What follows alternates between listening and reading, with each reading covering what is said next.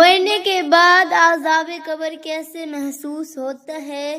مرنے کے بعد عذاب قبر کس طرح نازل ہوتا ہے؟ مرنے کے بعد انسان کا نامہ اعمال کون سے فرشتے لے کر آتے ہیں؟ قبر میں کام آنے والے 7 اعمال۔ بسم اللہ الرحمن الرحیم۔ محترم ناظرین، انسان کے مرنے کے بعد اس کا تعلق اس ظاہری اور دینوی عالم سے نہیں رہتا، بلکہ اس کا تعلق ایک اور عالم سے ہو جاتا ہے جس کو عالم برزخ کہتے ہیں۔ اب جو کچھ اس پر گزرتا ہے وہ دنیاوی عالم میں نہیں بلکہ اس دوسرے عالم میں ہوتا ہے، اور اس دوسرے عالم کو اللہ تعالیٰ نے اپنی حکمت سے عام انسانوں سے چھپا کے رکھا ہوا ہے، لہذا اس پر اچھا یا برا جو گزرتا ہے اس کا اس دنیا میں مشاہدہ عام طور پر نہیں ہوتا۔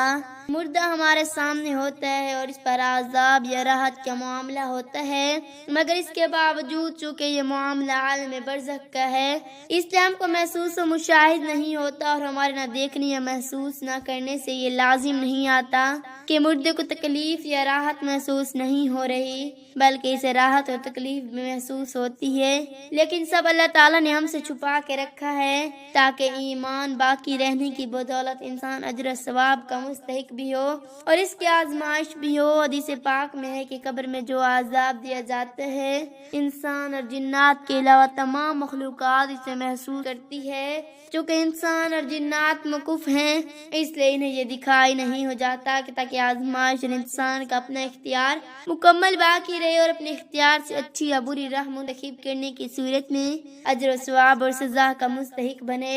اللہ پاک نے انسان کو اپنی عبادت کے کیا ہے، انسان کو دنیا میں آنے کا مقصد اللہ تعالیٰ کے احکامات سے مطابق زندگی گزارنا ہے۔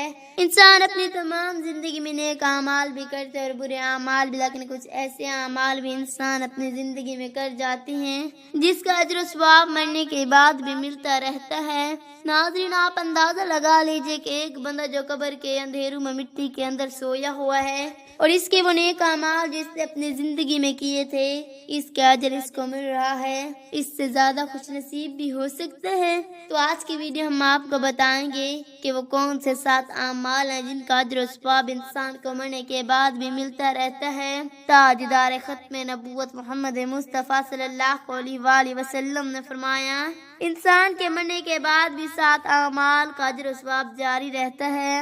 صحابہ کرام رضوان اللہ تعالی علیہم اجمعین نے پوچھا، یا رسول اللہ صلی اللہ علیہ وآلہ وسلم وہ اعمال کون سے ہیں؟ ہمیں بھی بتائیں تاکہ ہم بھی وہ اعمال کر سکیں۔ حضور اکرم صلی اللہ علیہ وآلہ وسلم نے فرمایا، وہ 7 اعمال جی ہیں۔ نمبر 1، کسی کو علم سکھایا ہو۔ ناظرین، علم حاصل کرنے کو ہمارے پیارے مذہب میں بہت اہمیت حاصل ہے جس کا اندازہ آپ ان حدیثوں سے لگا سکتے ہیں۔ علم حاصل کرنا ہر مسلمان مرد و عورت پر فرض ہے۔ تم میں سے سب سے بہتر وہ ہے جس نے قرآن مجید سیکھا اور سکھایا۔ علم حاصل کرو تمہیں چین کیوں نہ جانا پڑے۔ ناظرین، کسی بندے کو علم سکھانا صدقہ جاریہ ہے جس کا ثواب انسان کو مرنے کے بعد بھی ملتا رہتا ہے، لہذا جب بھی سیکھنے سکھانے کا موقع ملے تو ہاتھ سے جانے نہ دو نہر کھود کر پانی جاری کروایا ہو۔ ناظرین، اس بات سے آپ تصور کر سکتے ہیں کہ کسی کو پانی پلانا کتنا ثواب کا کام ہے۔ حضرت عثمان غنی خلیفہ سے ان کا شمار مٹی کے عامل لوگوں میں ہوتا تھا۔ آپ نے یہودیوں سے پانی کا کنواں خرید کر لوگوں میں وقف کر دیا جس کا پانی وہ یہودی بیچا کرتا تھا۔ ناظرین، پانی دینے والے بنی ناک بند کرنے والے، اور بند کرنے والا کون تھا؟ یزید۔ نمبر 3، پانی کا کنواں بنوایا ہو۔ اس شخص کو بھی مرنے کے بعد قبر میں ثواب ملتا رہتا ہے۔ جس لوگوں نے پانی کا کنواں بنوایا ہو اور پیسہ جمع کرنے سے کوئی خوشی نہیں ملتی بلکہ پریشانی ہوتی ہے۔ اگر یہ پیسے چوری ہو گئے تو پھر اگر یہ ہو گیا اگر وہ ہو گیا، ہزاروں قسم کی پریشانیاں ہوتی ہیں، لہذا اگر آپ کو بھی اللہ پاک نے نوازا ہے تو اپنے پیسے کو نبی کریم صلی اللہ علیہ وآلہ وسلم کے لکھیاری امت پر لگا کر اپنی آخرت سنوارے۔ نمبر 4، درخت لگایا ہو۔ ناظرین، آج کل کے دور میں چار طرف موسمیاتی تبدیلیوں کا شور ہے۔ اس کا آسان ہے لیکن انسان درخت لگائے، لیکن ہم لوگ درخت کاٹنے تو ہیں لیکن لگانے کا نام نہیں لیتے۔ درخت لگانے کے کتنے فائدے ہیں ناظرین آپ جانتے ہیں، لیکن اس کے ساتھ ساتھ درخت لگانا صدقہ جاریہ ہے۔ یہ نہیں کہ اگر آپ نے درخت لگایا اور فوت ہو گئے، وہ درخت بڑا ہو اور آپ کے پیچھے لوگ اس درخت کی چھاؤں میں بیٹھ رہے ہیں، اس کے پھل کھا رہے ہیں، تو آپ کو اس کا ثواب ملتا رہے گا۔ نمبر 5، کہیں مسجد بنوائی ہو۔ ناظرین اکرام، مسجد اللہ پاک کے گھر ہے ہوتا ہے۔ نبی کریم صلی اللہ علیہ وآلہ وسلم نے فرمایا، جس نے دنیا میں اللہ کا گھر یعنی مسجد بنوائی تو اللہ پاک اس شخص کے لیے جنت میں گھر بنائے گا۔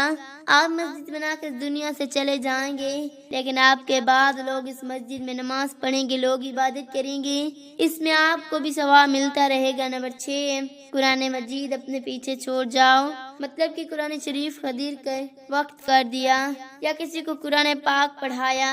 حدیث شریف میں آتا ہے کہ تم میں سے سب سے بہتر وہ ہے جو قرآن کریم سیکھے اور سکھائے۔ قرآن پاک سیکھنے اور سکھانے کے عمل میں صحابہ کرام رضوان اللہ تعالی علیہم اجمعین پیش کرتے ہیں۔ جب قرآن پاک شروع میں نازل ہوتا تو صحابہ کرام اس آیت کو زبانی یاد کر لیتے تھے جو وحی کی صورت میں نازل ہوتی تھی، لہذا قرآن پاک دوسروں کو لازمی سکھائیں تاکہ صدقہ جاریہ آپ کو ملتا رہے۔ اس کے علاوہ کچھ لوگ قرآن مجید دوسروں کو تحفے میں دے دیتے ہیں، یقین کر اس سے بڑا کوئی تحفہ نہیں ہو سکتا۔ جب وہ شخص اس قرآن مجید کی تلاوت کرے گا تو اس کا ثواب آپ کو ملتا رہے گا۔ اپنی آمدنی کا کچھ حصہ اللہ پاک کی راہ میں لازمی خرچ کیا کریں اور قرآن مجید خرید کر مسجد میں دیا کریں۔ نمبر 7، اپنے پیچھے نیک اولاد چھوڑ جاؤ جو اس شخص کے مرنے کے بعد مغفرت کی دعا کرے۔ ناظرین پیارے آقا محمد مصطفیٰ صلی اللہ علیہ وآلہ وسلم نے ارشاد فرمایا کہ میری امت کے کچھ لوگ ہوں گے جو تو مریں گے تو گناہگار تھے، لیکن جب قیامت کے دن اٹھیں گے تو باہر جنتی نیکیاں لے کر اٹھیں گے۔ صحابہ کرام رضوان اللہ تعالی علیہم اجمعین نے پوچھا، یا رسول اللہ صلی اللہ علیہ وآلہ وسلم نے فرمایا ان کی اولاد ان کے پیچھے اتنی دعائیں کریں گے کہ انہیں اس دعا کے صدقے اللہ پاک ان کے گناہوں کو نیکیوں میں بدل دے گا۔ تو ناظرین یہ تھے 7 اعمال جن کی کرنے والے کو موت کے بعد بھی اجر ملتا رہے گا۔